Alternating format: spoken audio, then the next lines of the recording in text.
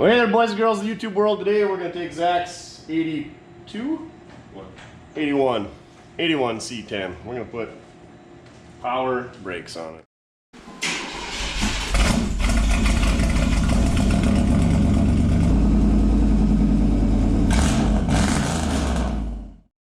This pickup was a factory 6-cylinder 3-speed on the column pickup, and he found all the parts, allegedly, to convert it to power brakes. Maybe switch a seat. And he's still rocking that extra pedal down there. Oh, extra floppy these days. Yeah, she's good. Oh, she's a swinger. What do you think about that, Duff? So we got pedal assembly. Ooh, it's even got the 2-pole brake switch. You know what that's for? 700 R4 for to kick the overdrive off, or the torque converter lockup. Got new brake hoses because we determined that after lowering it significantly, those things are a little bit taut. Power brake filter. Ooh, new fitting. I did not know that was a filter. I thought it was a check valve. Not a check valve. You buy a new bulk assortment of ginormous greaserks. Bleeders. New bleeders. Oh, because you didn't buy new calipers? No. Oh, just new brake pads, new master. Where's the booster? Oh, there's the booster setup. You got all the lines and the proportioning valve. What do you got here? Some C4 extreme energy, explosive high energy pre-workout. Zach likes to get swole. He also has some pretty amazing bedhead today. Killing it. New .3 and 4 brake fluid. Power brake hose. New hose clamps made by Gates. A bleeding kit. I don't know what that would be for. And yeah. So first thing he's going to do is probably take the master cylinder and pedal assembly out of there to do that. I think it's just these 4 bolts up here.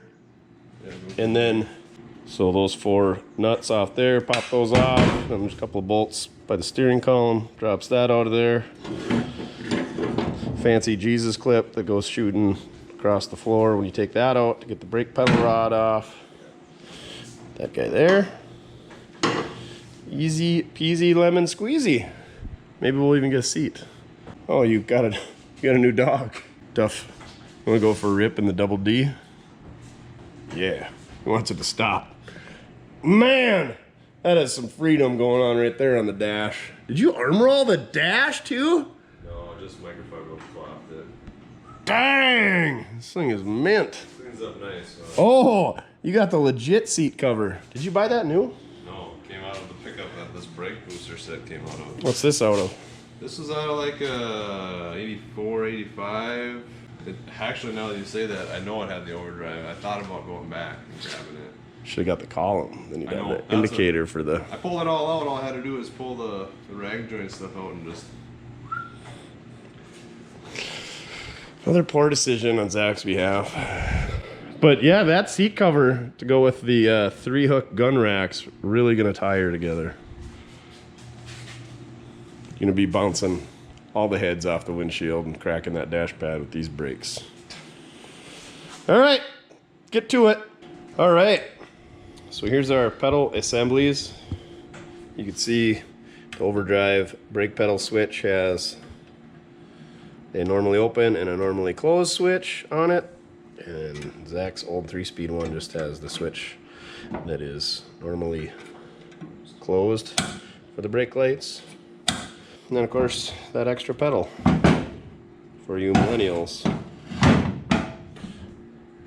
Oh, it's not even worn in the bushings or where the spring attached. Ah, she's a little worn where the pin goes. Not bad.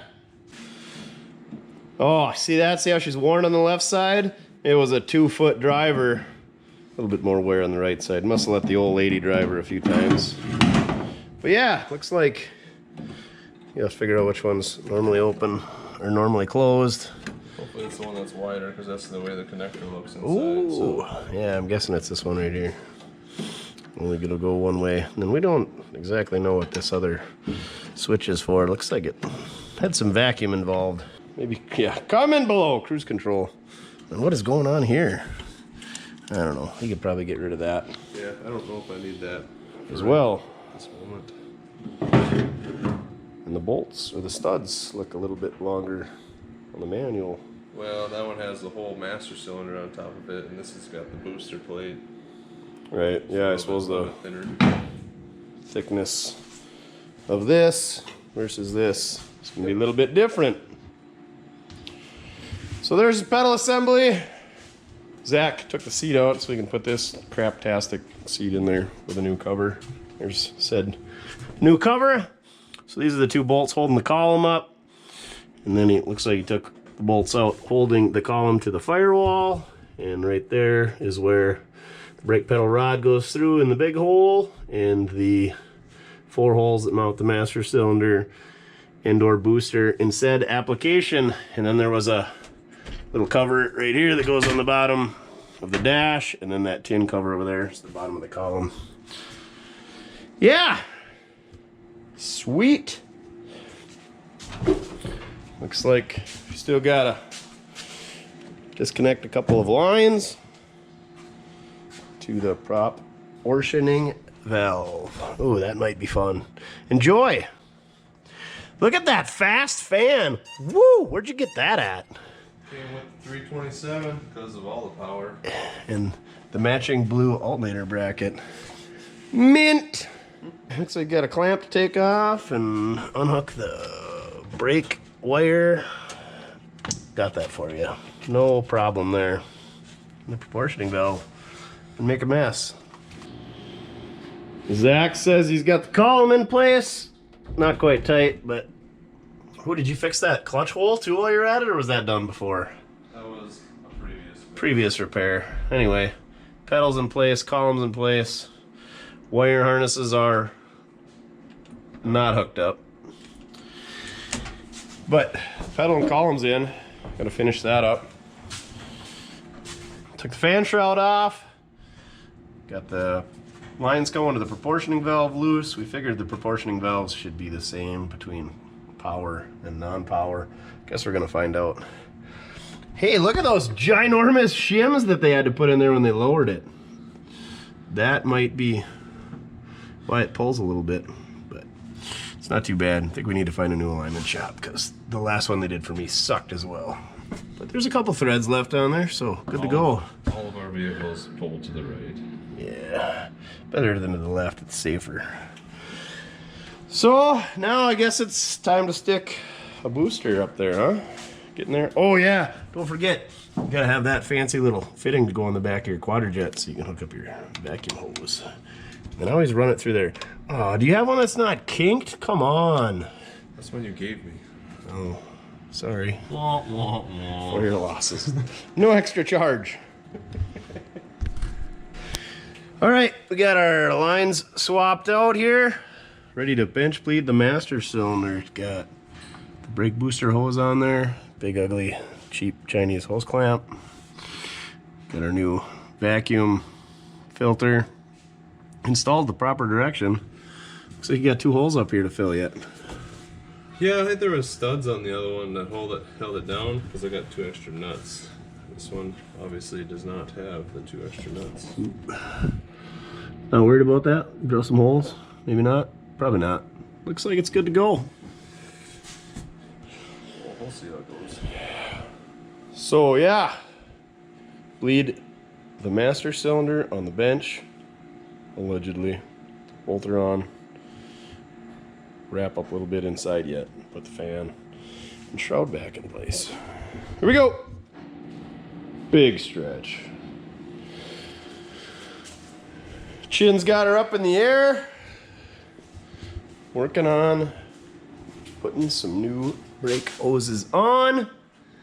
These ones were pretty much fiddle string tight after we lowered it. Kind of missed the opportunity there. So Zach went in and opened these up so that they are adjustable, so that they're not super tight, and then we can clamp it down in the position that it needs to be in. Got the booster bench blade. Lines are hooked up. Let's get these hoses on. We can do some bleeding. Look at this sweet new seat. Minty. You got built-in cup holders. Look at that. Real good.